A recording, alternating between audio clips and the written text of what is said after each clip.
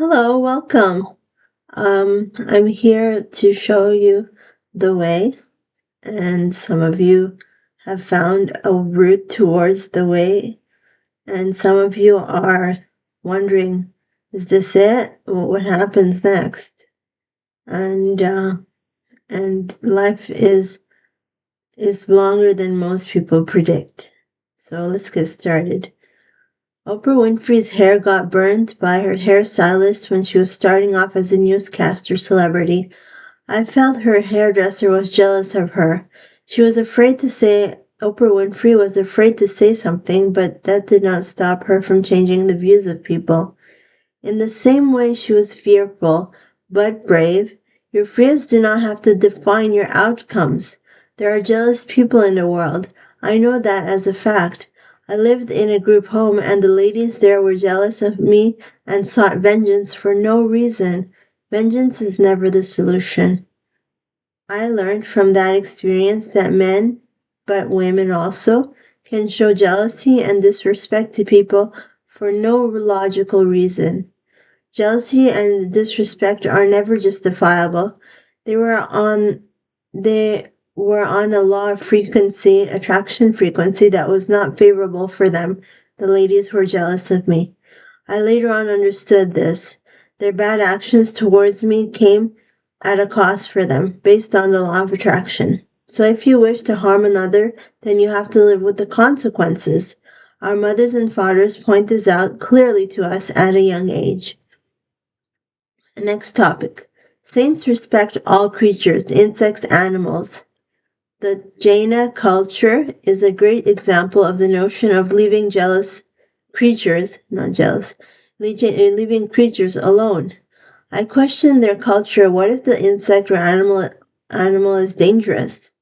Should we not take action? Should one not lack in fear of safety to avoid attacks? The law of attraction would see this sentence as accurate.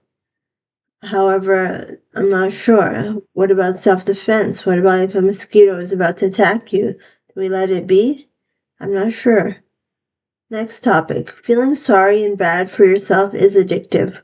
Oh, woe is me. I failed. Where is my sympathy and understanding? Don't get sad, depressed after tasks that were good or bad. The inability to control a negative thought should not be followed with sad energy. Happy energy always.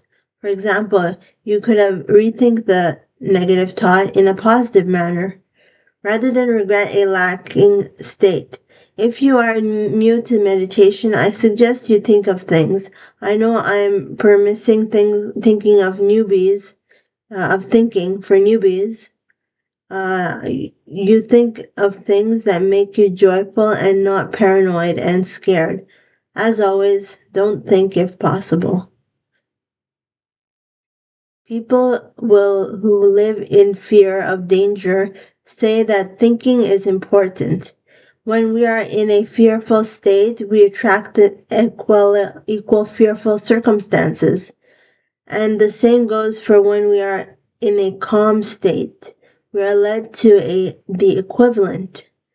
It's not me who made this rule. The law of attraction is the reason, and it has existed for ages and centuries. Attraction energy is at play. Saints are fearless because they know that Allah, God, universe, Buddha, one's higher self, whoever it may be for you, will not harm them. There are people who think themselves sick because they're fearful of health complications. So much so that their mind and body cooperates with their beliefs and delivers the equal drama and trauma. Next irrelevant topic, but important topic nonetheless, on hating and reacting in disgust and discomfort to creatures, a temptation humans have. Saints learn that all creatures should be respected, and they learn it the hard way for many sometimes. The divine punishes you for killing creatures, and thus be careful before you kill bugs. Not certain if the bugs are dangerous to you, if it's justifiable to kill them. I'm not sure. But that's it for today.